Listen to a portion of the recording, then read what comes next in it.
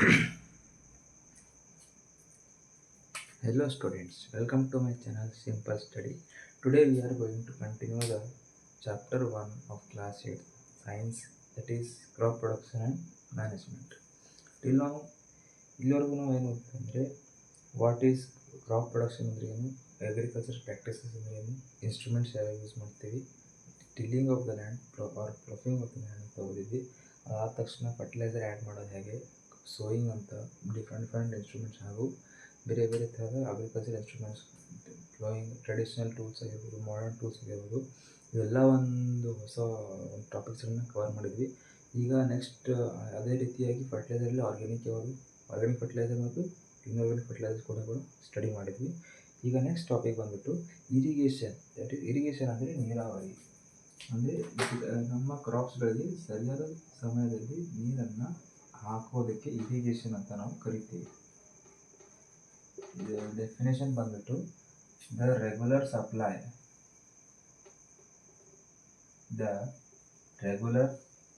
Supply of water to the crops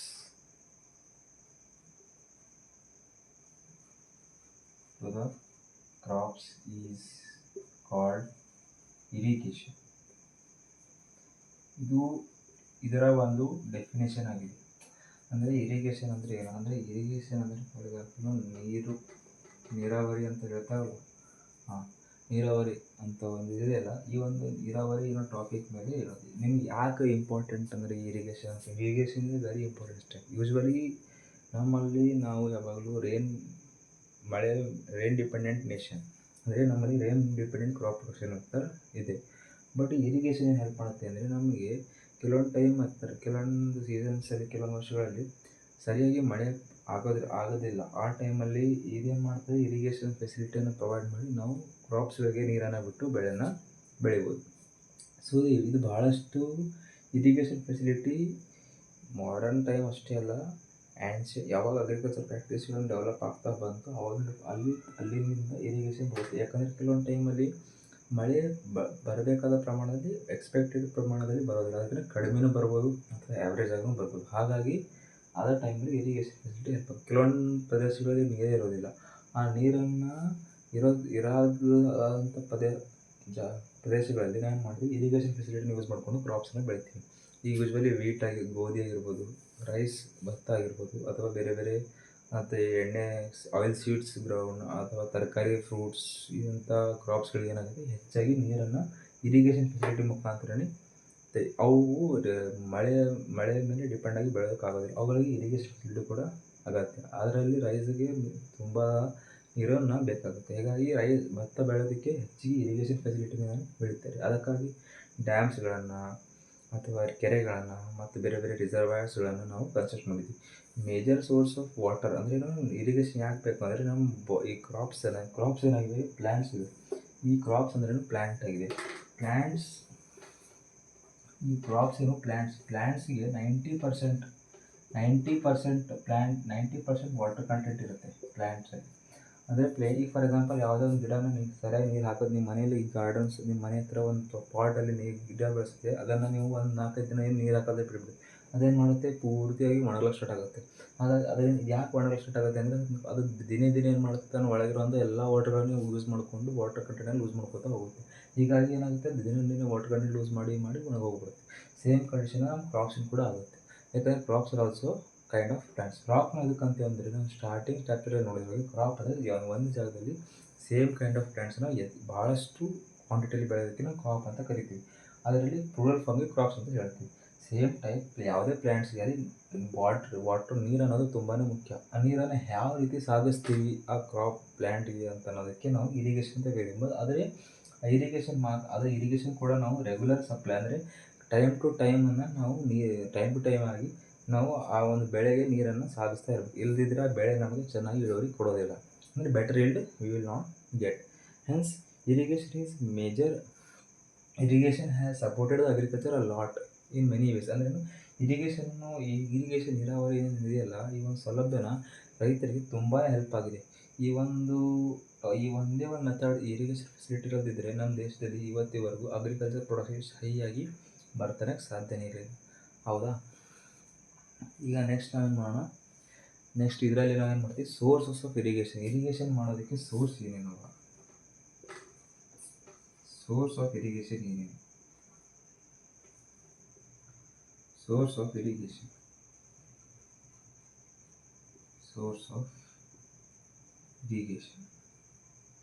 major ಆಗಿ source of ಇರಿಗೇಷನ್ಗೆ ಮುಖ್ಯವಾಗಿ source of irrigation ಎಲ್ಲಿ ನೋಡ್ಬೋದು ಅಂದರೆ ನಾವು first traditional source of irrigation ಅಂದರೆ ವೆಲ್ಸ್, ಬಾವಿಗಳು, ಪಾಂಡ್, ಕೆರೆಗಳು, ಹೊಳೆ ಅಂತ ಹರಿಯೋ ಹೊಳೆ ಆಯಿತು, ಕೆರೆ ಆಯಿತು, ಅಥವಾ ರಿವರ್ ಏನು ನ್ಯಾಚುರಲ್ ಸೋರ್ಸ್.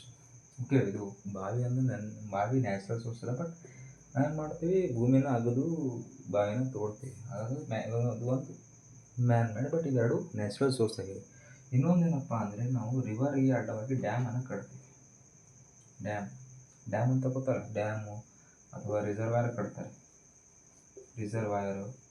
ಈಗ ನಮ್ಮ ದೇಶದಲ್ಲಿ ಹಲವಾರು ಡ್ಯಾಮ್ಸ್ಗಳನ್ನು, ಭಾಳಷ್ಟು ನದಿಗಳಿರೋದ್ರಿಂದ ನಮ್ಮ ದೇಶದಲ್ಲಿ ಹಲವಾರು ಡ್ಯಾಮ್ಗಳನ್ನು ನಾವು ಕಟ್ಟಿದ್ದೀವಿ. ಫಾರ್ ಎಕ್ಸಾಂಪಲ್ ನಮ್ಮ ಕರ್ನಾಟಕದಲ್ಲಿ ನೋಡೋದಾದರೆ KRS ಡ್ಯಾಮ್ ಇದೆ, ಬಸವಸಾಗರ ಡ್ಯಾಮ್ ಇದೆ, ಆಲಮಟ್ಟಿ ಡ್ಯಾಮ್ ಇದೆ, ಇದೇ ತುಂಗಭದ್ರಾ TB ಡ್ಯಾಮ್ ಇದೆ. ಹಲವಾರು ಈ ರೀತಿ ಡ್ಯಾಮ್ ಮತ್ತು ರಿಸರ್ವರ್ಗಳನ್ನು ಯಾಕೆ ಕಟ್ತಾರೆ ಅಂದರೆ, ಈ ಡ್ಯಾಮ್ ಮತ್ತು ರಿಸರ್ವರಲ್ಲಿ ಭಾಳಷ್ಟು ಪ್ರಮಾಣದಲ್ಲಿ ನೀರನ್ನು ಸ್ಟೋರ್ ಮಾಡ್ತಾರೆ. ಆ ನೀರನ್ನು ಸ್ಟೋರ್ ಮಾಡಿದ ನೀರೇನು ಮಾಡ್ತಾರೆ, ಅಗ್ರಿಕಲ್ಚರ್ಗೆ ಅಥವಾ ಹಾಗೂ ಮತ್ತಾಗಿ ವಿದ್ಯುತ್ತನ್ನು ಅಂದರೆ ಎಲೆಕ್ಟ್ರಿಸಿಟಿ ಪ್ರೊಡ್ಯೂಸ್ ಮಾಡೋದು ಕೂಡ ಯೂಸ್ ಮಾಡ್ತಾರೆ. ಸೊ ಹಾಗಾಗಿ ಡ್ಯಾಮ್ ಕನ್ಸ್ಟ್ರಕ್ಷನ್ ಮಾಡಿ ಇರಿಗೇಷನ್ ಫೆಸಿಲಿಟಿನ ತುಂಬ ಸುಲಭವಾಗಿ ಮಾಡಿಕೊಟ್ಬಿಟ್ಟಿದೆ. ಇದು ಮಾಡರ್ನ್ ಡ್ಯಾಮ್ ಮತ್ತು ರಿಸರ್ವ್ ಕನ್ಸ್ಟ್ರಕ್ಷನ್ ಮಾಡೋದು ಮಾಡರ್ನ್ ಮೆಥಡ್ ಆಗಿದೆ. ಅಂದ್ರೇನು, ಆಲ್ಮೋಸ್ಟ್ ಎಲ್ಲ ಟೆಕ್ನಾಲಜಿನ ಬಳಸಿ ಡ್ಯಾಮನ್ನು ಕಟ್ಟಿ ಎಲ್ಲ ಇರಿಗೇಷನ್ ಫೆಸಿಲಿಟಿನ ಮಾಡ್ತಾರೆ. ಬಟ್ ಟ್ರೆಡಿಷ್ನಲಿ ನಾವು ನೋಡಬೇಕಾದ್ರೆ 4 ಮೆಥಡ್ ಇದೆ. ಅಂದರೆ ಅದರಲ್ಲಿ ನಾವು 4 ಮೆಥಡ್ ನೋಡ್ತೀವಿ. ಟ್ರೆಡಿಷ್ನಲ್ ಆಗಿ 4 ಮೆಥಡ್ ನೋಡ್ತೀವಿ. ರಾಹತ್ ಅಂತ, ಬೇಕ್ಲಿ,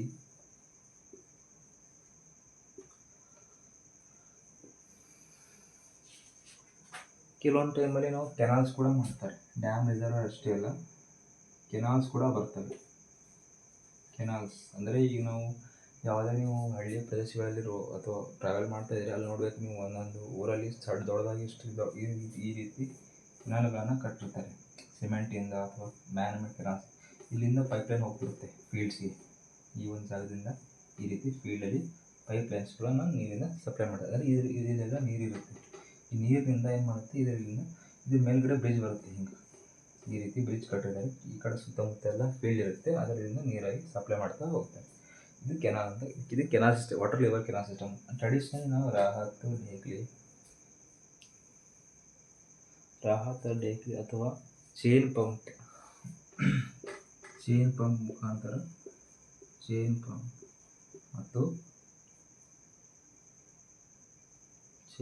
ಮತ್ತು ಮೋಟ್, ಇವು 4 ಟ್ರೆಡಿಷ್ನಲ್ ಅಂದರೆ ಮ್ಯಾನ್ಯುವಲ್ ಪ್ರೊಸೆಸ್. ಅಂದರೆ ಈ ಒಂದು 4ಅನ್ನು, ಈ ರಾಹತ್ ಅಂದರೆ ಇದರಲ್ಲಿ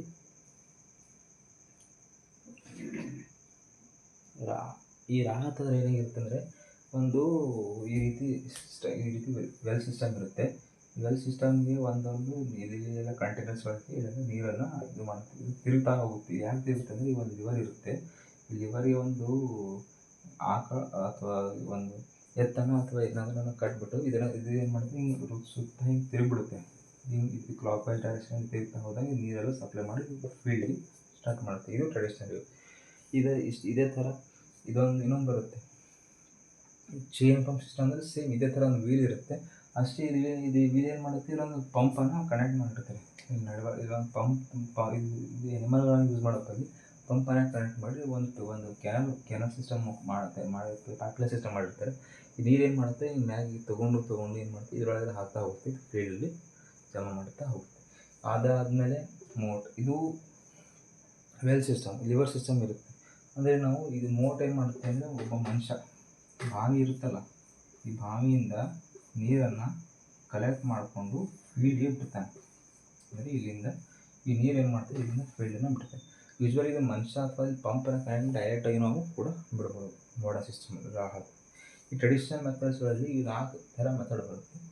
ಇದು ಜಾಸ್ತಿಯಾಗಿ ನಿಮಗೆ ನಿಮ್ಮ ಎನ್ ಸಿ ಆರ್ ಟಿ ಬುಕ್ಕಲ್ಲಿ ಈ ಥರ ಫೋಟೋನ ಕೊಟ್ಟಿದ್ದಾರೆ, ನೀವು ಬೇಕಾದ್ರೆ ಚೆಕ್ ಮಾಡ್ಕೊಳ್ಳಿ. ಇದರ ಬಗ್ಗೆ ಅಷ್ಟೇ ಯಥೇಚ್ಛವಾಗಿ ಅವ್ರು ಹೇಳಕ್ಕೆ ಬರೋದಿಲ್ಲ. ಅಂದರೆ ಈ ಒಂದು ಟ್ರೆಡಿಷ್ನಲ್ ಸಿಸ್ಟಮ್ ಅಂದರೆ ಈ ಟ್ರೆಡಿಷ್ನಲ್ ಸಿಸ್ಟಮ್ ಆಫ್ ಇರಿಗೇಷನಲ್ಲಿ ಹೆಚ್ಚಾಗಿ ಮ್ಯಾನ್ಯುವಲ್ ಪವರ್ ಯೂಸ್ ಆಗುತ್ತೆ. ಅದೇ ಹ್ಯೂಮನ್ ಪವರು ಅಥವಾ ಆ್ಯನಿಮಲ್ ಪವರನ್ನು ಯೂಸ್ ಮಾಡಿ ನೀರನ್ನು ಫೀಲ್ಡ್ಗೆ ಸಾಗಿಸ್ತಾರೆ. ಸೊ ಇದರಲ್ಲಿ ಮುಖ್ಯವಾಗಿ 4 ಪ್ರಕಾರ ಬರುತ್ತೆ. ಇವುಗಳ ಹೆಸರು ಮಾತ್ರ ನೆನಪಿಟ್ಕೊಂಡು ಸಾಕು, ನಿಮಗೆ ಎಕ್ಸಾಮ್ಗೆ ಹೆಲ್ಪ್ ಆಗುತ್ತೆ, ತುಂಬಾ ಹೆಲ್ಪ್ ಆಗುತ್ತೆ. ಸೊ ಇದೇ ಮೇನಾಗಿ ಯಥೇಚ್ಛವಾಗಿ ನೀವು ಈ ಟಾಪಿಕಲ್ಲಿ ನೆನಪಿಟ್ಕೋಬೇಕಾದಂಥ ಏನೇನೋ ಪಾಯಿಂಟ್ಸ್ ಅಂದರೆ, ಫಸ್ಟ್ ಡೆಫಿನೇಷನು, ಆಮೇಲೆ ಈ ಒಂದು ಪರ್ಸೆಂಟೇಜ್ ಪಾಯಿಂಟು, ನೆಕ್ಸ್ಟ್ ಬರೋದು ಈ ಸೋರ್ಸ್ ಆಫ್ ಇರಿಗೇಷನ್ ಅಂದರೆ ಯಾವ್ಯಾವು, ಮುಖ್ಯವಾಗಿರುವಂಥ ಸೋರ್ಸ್ಗಳು ಯಾವ್ಯಾವು. ಯೂಶ್ವಲಿ ಕ್ರಾಪ್ ಪ್ರೊಡಕ್ಷನ್ಗೆ rain is the main source. ಎಲ್ಲ ಒಂದು ಈಗ ರಿವರ್ಸ್ಗೆ ನೀರು ಬರಬೇಕಾದ್ರೆ, ಪಾಂಡ್ ಲೆವೆಲಲ್ಲಿ, ಡ್ಯಾಮ್ಸ್ ಎಲ್ಲ ಕಡೆ ನೀರು ಬೇಕಾದರೆ ಮುಖ್ಯವಾಗಿ ಬೇಕಾಗಿರೋದು ರೇನ್ ಅಂದರೆ ಮಳೆ. ಈ rain is the main source of water on earth. ಈ ಮಳೆ ಇರಲಿಲ್ಲ ಅಂತಕೊಳ್ಳಿ, ಮಳೆ ಇರಲಿಲ್ಲ ಅಂದರೆ ಇರಿಗೇಷನ್ ಕೂಡ ಹೊಡೆತ ಕಾಣಬಹುದು. ಒಂದು ವೇಳೆ ಈ ಒಂದು ಇರಿಗೇಷನ್ ಸೋರ್ಸ್ಗಳಲ್ಲಿ ನೀರು ಕಲೆಕ್ಟ್ ಆಗದೇ ಇದ್ದರೆ ಇದನ್ನು ಕೂಡ ಕೆಲವೊಂದು ಟೈಮಲ್ಲಿ ಟ್ಯೂಬ್ವೆಲ್ಲು, ಪಂಪ್ ವೆಲ್ಲು ಮಾಡ್ತಾರೆ.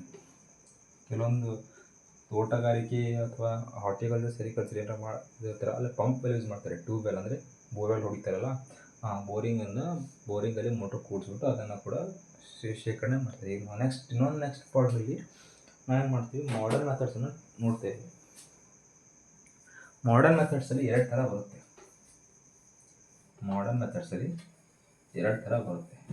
ಎರಡು ಥರ ಯಾವಪ್ಪ ಅಂದರೆ drip system, sprinkler system. Modern ಮೆಥಡ್ಸಲ್ಲಿ ಏನೇನಂದರೆ ಡ್ರಿಪ್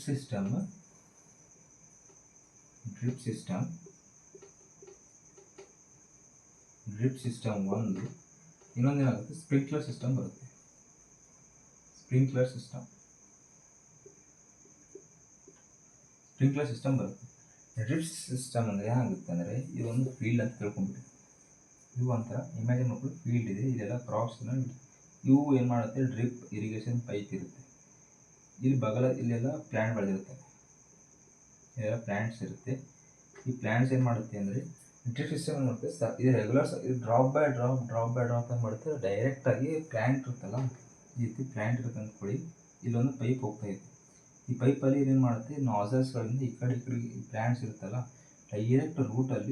ಡೈರೆಕ್ಟ್ ಸಾಯಿಲ್ ಒಳಗೆ, ರೂಟ್ಸ್ ಒಳಗೆ ನೀರನ್ನು ಡ್ರಾಪ್ ಬೈ ಡ್ರಾಪ್ ಅನ್ನು ಸಪ್ಲೈ ಮಾಡ್ತಾ ಹೋಗುತ್ತೆ. ಅದೇ ರೀತಿ ಈಗ ಫಾರ್ ಎಕ್ಸಾಂಪಲ್ ಯಾವುದೇ ತರಕಾರಿ ತೋಟದಲ್ಲಿ ಅಥವಾ ಯಾವುದೊಂದು ಹಣ್ಣಿನ ತೋಟದಲ್ಲಿ ಹೋದಾಗ ಈ ರೀತಿ ಡ್ರಿಪ್ ಸಿಸ್ಟಮು ಅಥವಾ ಸ್ಪ್ರಿಂಕ್ಲರ್ ಸಿಸ್ಟಮನ್ನು ನೀವು ಗಮನಿಸಬೇಕು. ಯೂಶ್ವಲಿ ಈಗ ನಾವು ತರಕಾರಿಯಲ್ಲಿ ಯಾವುದೇ ಒಂದು ಬಳ್ಳಿ, ಕ್ರೀಪರ್ಸ್ ಅಂತ ಅಂದರೆ, ಫಾರ್ ಎಕ್ಸಾಂಪಲ್ ಸೌತೆಕಾಯಿ, ಅಂಗುರ, ದ್ರಾಕ್ಷಿ, ಸಪೋಟ, ಈ ರೀತಿ ಬೇರೆ ಬೇರೆ ಒಂದೊಂದು ಬಳ್ಳಿ ಹತ್ಕೊಂಡು ಬೆಳಿತಾವಲ್ಲ ತರಕಾರಿ ಅಥವಾ ಹಣ್ಣುಗಳನ್ನ, ಅವುಗಳಲ್ಲಿ ಏನು ಯಥೇಚ್ಛವಾಗಿ ಬಳಸೋದು ಸ್ಪ್ರಿಂಕ್ಲರ್ ಸಿಸ್ಟಮನ್ನು. ಆದರೆ ಈಗ ಫಾರ್ ಎಕ್ಸಾಂಪಲ್ ತಳಕ್ಕೆ ಕ್ರೀಪರ್ಸ್ ಬೆಳಿತಾರಲ್ಲ, ಅಂದರೆ ಭೂಮಿಗೆ ಹತ್ಕೊಂಡು ಅಥವಾ ರೂಟಲ್ಲಿ ಬೆಳೆಯುವಂಥ ಕೆಲವೊಂದು ತರಕಾರಿ ಹಣ್ಣುಗಳನ್ನು ನಾವು ಏನು ಮಾಡ್ತೀವಿ, ಡ್ರಿಪ್ ಸಿಸ್ಟಮನ್ನು ಯೂಸ್ ಮಾಡ್ತೀವಿ. ಫಾರ್ ಎಕ್ಸಾಂಪಲ್ ಕೆಲವೊಂದು ಕಡೆ ಏನು ಮಾಡ್ತಾರೆ, ಕಡಲೆ ಫಾರ್ ಎಕ್ಸಾಂಪಲ್ ಕಡಲೆ ಬರುತ್ತಲ್ಲ, ಅಂದರೆ ಯೂಶ್ವಲಿ ಕಡಲೆ ಏನು ಬರುತ್ತಲ್ಲ, ಅದರಲ್ಲೂ ಕೂಡ ಡ್ರಿಪ್ ಸಿಸ್ಟಮನ್ನು ಬಳಸ್ತಾ ಹೋಗ್ತಾರೆ. ಸೊ ಇದು ಸ್ಟೂಡೆಂಟ್ಸ್ ಸ್ಪ್ರಿಂಕ್ಲರ್ ಸಿಸ್ಟಮ್ ಮತ್ತು ಡ್ರಿಪ್ ಸಿಸ್ಟಮ್. ಈ ಸ್ಪ್ರಿಂಕ್ಲರ್ ಸಿಸ್ಟಮ್ ಅಂದರೆ ರೆಗ್ಯುಲರ್ ಸ್ಪ್ರಿಂಕ್ಲರ್ ಸಿಸ್ಟಮ್ ಆಗಿರುತ್ತೆ. ಅಂದರೆ ಈ ರೀತಿ ಒಂದು ಪೈಪ್ಲೈನ್ ಮಾಡಿರ್ತಾರೆ. ಈ ಪೈಪ್ಲೈನಲ್ಲಿ ಈ ರೀತಿ ನೀರೆಲ್ಲ ಚಿಂಪಿಸ್ತಾರೆ. ಅಂದರೆ ಇಲ್ಲೆಲ್ಲ ಫೀಲ್ಡಲ್ಲಿ ಈ ಥರ ಒಂದು ಸಿಸ್ಟಮ್ ಮಾಡ್ತಾರೆ. ಎನ್ ಸಿ ಆರ್ ಟಿ ಬುಕ್ಕಲ್ಲಿ ನೋಡ್ಬೋದು. ಈಗ ಫಾರ್ ಎಕ್ಸಾಂಪಲ್ ಒಂದು ಇರಿಗೇಷನ್ ಸೋರ್ಸ್ ಇರ್ತಾರೆ, ಪಾಂಡ್ ಅಥವಾ ವೆಲ್, ಅಲ್ಲಿಂದ ಮೋಟರ್ ಫಿಕ್ಸ್ ಮಾಡಿ ಅಲ್ಲಿಂದ ಡೈರೆಕ್ಟ್ ಏನು ಮಾಡ್ತಾರೆ, ಸ್ಪ್ರಿಂಕ್ಲರ್ ಸಿಸ್ಟಮ್ ಮಾಡ್ತಾರೆ. ಈಗ ಫಾರ್ ಎಕ್ಸಾಂಪಲ್ ನೀವು ಯಾವುದೋ ಮನೆಯಲ್ಲಿ ಗಾರ್ಡನ್ ಇರಬೇಕಾದ್ರೆ ಅಲ್ಲಿ ಸಣ್ಣ ಪೈಪ್ಲೈನ್ ಬಿಟ್ಟಿರ್ತಾರೆ. ಆ ಪೈಪ್ಲೈನಲ್ಲಿ ಏನು ಮಾಡುತ್ತೆ, ಅದರಲ್ಲಿ ನೀರನ್ನು ಅಲ್ಲಿ ಬರ್ರ ಅಂತ ಒಂದು ಪ್ರೆಷರಿಂದ ಬರುತ್ತಲ್ಲ, ಆ ಪ್ರೆಷರ್ ಬರುವಂಥ ಸ್ಪ್ರಿಂಕ್ಲರ್ ಎಲ್ಲ ಕಡೆ ನೀರು ಹೊಡಿತಲ್ಲ, ಅದೇ ರೀತಿ ಸೇಮ್ ಫೀಲ್ಡಲ್ಲಿ ಕೂಡ ಮಾಡ್ತಾರೆ. ಯೂಶ್ವಲಿ ಇದು ಟ್ರೆಡಿಷ್ನಲ್ ಯೂಸ್ ಮಾಡೋದನ್ನು ತೋಟಗಾರಿಕೆ ಅಥವಾ ಸಣ್ಣದಂಥ ಬೆಳೆಗಳನ್ನು, ತರಕಾರಿ, ಹಣ್ಣು, ಈ ರೀತಿ ಹೂವುಗಳನ್ನು ಬೆಳೆಯುವ ತೋಟಗಾರಿಕೆ ಇರ್ತವಲ್ಲ, ಅಲ್ಲಿ ಈ ಒಂದು ಮಾಡರ್ನ್ ಸಿಸ್ಟಮನ್ನು ಬೆಳೆಸ್ತಾರೆ. ಯೂಶ್ವಲಿ ಎಲ್ಲರೂ ಕೆನಾಲ್ ಸಿಸ್ಟಮಿಂದ ಅಥವಾ ಟ್ರೆಡಿಷ್ನಲ್ ಈ ಡ್ಯಾಮ್ ರಿಸರ್ವರಿಂದನೇ ಬಳಸೋದು. ಬಟ್ ಸಣ್ಣ ಬೆಳೆಗಳನ್ನು ನರ್ಸರಿ ಫಾರ್ಮ್ಗಳಲ್ಲಿ ಅಥವಾ ಹಾರ್ಟಿಕಲ್ಚರ್ ತೋಟಗಾರಿಕೆಗಳಲ್ಲಿ ಈ ರೀತಿ ಡ್ರಿಪ್ ಸಿಸ್ಟಮ್ ಬೆಳೆಸ್ತಾರೆ. ಯಾಕಂದರೆ ಆ ಒಂದು ಪ್ಲ್ಯಾಂಟ್ಸ್ಗಳಿಗೆ requirement of water is very less. ಈ ಮಾಡರ್ನ್ ಮೆಥಡ್ಸ್ ಏನು ಮಾಡ್ತವೆ, ವಾಟರ್ನ ಎಕನಾಮಿಕ್ ಯೂಸನ್ನು ಎಕನಾಮಿಕಲಿ ಯೂಸ್ ಆಗಿ ಎಕನಾಮಿಕ್ ಬಳಸೋದಕ್ಕೆ ನಮಗೆ ಹೆಲ್ಪ್ ಮಾಡ್ತದೆ. ಎಕನಾಮಿಕಲಿ ಅಂದರೆ ಹೆಂಗೆ ಸಸ್ಟೇನ್ಡ್ ಅಂದರೆ ನಮ್ಗೆ ಎಷ್ಟು ಬೇಕೋ ಅಷ್ಟೇ ಯೂಸ್ ಮಾಡ್ಕೊಳ್ಳೋದಕ್ಕೆ ಹೆಲ್ಪ್ ಮಾಡ್ತವೆ. ಸೊ ಈ ಎರಡು ಮೆಥಡನ್ನು ತುಂಬಾ ಯೂಸ್ಫುಲ್ ಆಗಿ ಇನ್ನೂ ಕೂಡ ಅಗ್ರಿಕಲ್ಚರ್ ಎಕ್ಸ್ಪರ್ಟ್ಸ್ ಅಥವಾ ಸೈಂಟಿಸ್ಟ್ಗಳು ಏನು ಮಾಡ್ತಾರೆ, ಬೇರೆ ಬೇರೆ ಒಂದು ಮೆಥಡ್ನಿಂದ ಕ್ರಾಪ್ ಪ್ರೊಡಕ್ಷನ್ಗೆ ಯಾವ ರೀತಿ ಇರಿಗೇಷನ್ ಫೆಸಿಲಿಟಿ ಅಷ್ಟೇ ಅಲ್ಲ, ಪ್ರತಿಯೊಂದು ಈ ಅಗ್ರಿಕಲ್ಚರ್ ಫೀಲ್ಡ್ ಎಕ್ಸ್ಪರ್ಟ್ ಅವರೆಲ್ಲ ಏನು ಮಾಡ್ತಾರೆ, ಅಗ್ರಿಕಲ್ಚರ್ ಆ್ಯಕ್ಟಿವಿಟೀಸಲ್ಲಿ ಪ್ರತಿಯೊಂದನ್ನು ಇವತ್ತಿನ ಜಗತ್ತಿನಲ್ಲಿ ಮಾಸ್ ಪ್ರೊಡಕ್ಷನ್ ಆಗಿ ಮಾಡಿ ಮತ್ತು ಎಲ್ಲರಿಗೆ ಸರಿಯಾದ ಪ್ರಮಾಣದಲ್ಲಿಂತ ಸರಿಯಾಗಿ ಸಿಗುವಂಥ ಕ್ವಾಲಿಟೇಟಿವ್ ಪ್ರಾಡಕ್ಟ್ಸ್ ಆಫ್ ಅಗ್ರಿಕಲ್ಚರ್ ತಯಾರಿಸೋದಕ್ಕೆ ಪ್ರಯತ್ನ ಪಡ್ತಾ ಇದ್ದಾರೆ. ಅದಕ್ಕಾಗಿ ತುಂಬ ಟೆಕ್ನಾಲಜಿ ಮತ್ತು ಭಾಳಷ್ಟು ಜನ ಬಳಸ್ತಾ ಹೋಗ್ತಾ ಇದ್ದಾರೆ. ಅದೇ ಇರಿಗೇಷನ್ ಫೆಸಿಲಿಟಿಯಲ್ಲಿ ಇವತ್ತಿನವರೆಗೂ ನಮ್ಮ ದೇಶದಲ್ಲಿ ಹೇಳಬೇಕಾದ್ರೆ ಹಲವಾರು ನದಿ ಮತ್ತು ಕೆಲವೊಂದು ಕೆರೆ ಪಾಂಡ್ಗಳಲ್ಲಿ ಬಹಳಷ್ಟು ಡ್ಯಾಮ್ಸ್ಗಳನ್ನು ನೀವು ಕನ್ಸ್ಟ್ರಕ್ಟ್ ಮಾಡಿರ್ಬೋದು. ಬೇಕಾದರೆ ನೀವು ಇಂಟರ್ನೆಟ್ಟಲ್ಲಿ ಸರ್ಚ್ ಮಾಡಿ ನೋಡಿದ್ರೆ ನೀವು ಪ್ರತಿಯೊಂದು ಸ್ಟೇಟಲ್ಲಿ ಒಂದು 10 ಡ್ಯಾಮ್ಗಳನ್ನು ಒಂದು 2-3-4 ಡ್ಯಾಮ್ ರಿಸರ್ವರ್ ಹತ್ರ ಸಿಗುತ್ತೆ. ಯಾಕಂದರೆ ಈಗ ನೋಡಿ ನಮ್ಮ ದೇಶದಲ್ಲಿ ಹಲವಾರು ನದಿಗಳಿರುತ್ತೆ. ನದಿಗಳನ್ನು ಮುಖ್ಯವಾಗಿ ಅನ್ವಯಿಸಿರೋದೇ ಈ ಡ್ಯಾಮ್ಸ್ಗಳು. ಹೌದಾ? ಸೊ ಫ್ರೆಂಡ್ಸ್, ಇದು ಇರಿಗೇಷನ್ ಟಾಪಿಕ್ಕಿನ ಒಂದು ಎಕ್ಸ್ಪ್ಲನೇಷನ್ ಆಗಿರುತ್ತೆ. ಇದರ ಮೇಲೆ ನೀವು ಯಥೇಚ್ಛವಾಗಿ ಏನೇ ಟಾಪಿಕ್ಸ್ಗಳಿಗೆ ಏನೇ ಡೌಟ್ಸ್ ಇದೆ ಪ್ಲೀಸ್ ಕಮೆಂಟ್ ಮಾಡಿ ಹಾಗೂ ನನ್ನ ಚಾನಲ್ಗೆ ಸಬ್ಸ್ಕ್ರೈಬ್ ಮಾಡಿ. Thanks you.